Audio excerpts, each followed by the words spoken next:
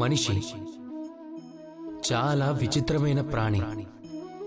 చేతులు ఎప్పుడైతే ఖాళీగా ఉంటాయో అప్పుడు కళ్ళల్లో కలలు నిండి ఉంటాయి.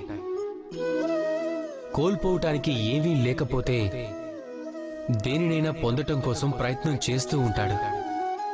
నిర్భయంగా ముందుకు కదులుతూ సమస్యలను, ఆపదలను ఎదుర్కొంటూ ఉంటాడు. కానీ ఎప్పుడైతే చేతులు నిండిపోతాయో అప్పుడిక కలలు కనటం మానేస్తాడు.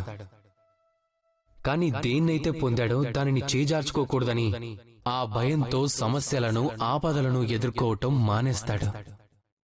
అతను ఆ దారినే మర్చిపోతాడు, దేని కారణంగా అతను విజయాన్ని సంపాదించాడో అన్నది. ఇది చాలా తప్పు. జీవితంలో మనం ఎటువంటి పరిస్థితినైనా, ఎలాంటి అవస్థనైనా సరే పరిష్కరించటం, ఎదుర్కోవటం నేర్చుకోండి. ఎప్పుడైతే మీరు మీకున్న సమస్యలను పరిష్కరించటం నేర్చుకుంటారో అప్పుడే ఈ ప్రపంచానికి ఏదైనా ఇవ్వటానికి మీరు యోగ్యులవుతారు. ఆ విధంగా మీరు విజయం పొందితే ఈ ప్రపంచానికి ఒక మంచి ఉదాహరణగా నిలిచిపోతారు. ఒకవేళ అపజయం పొందితే నేర్చుకుంటారు ఏం చెయ్యకూడదు అన్నది.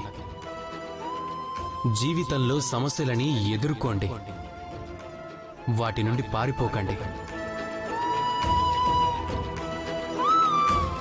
రాధా కృష్ణ.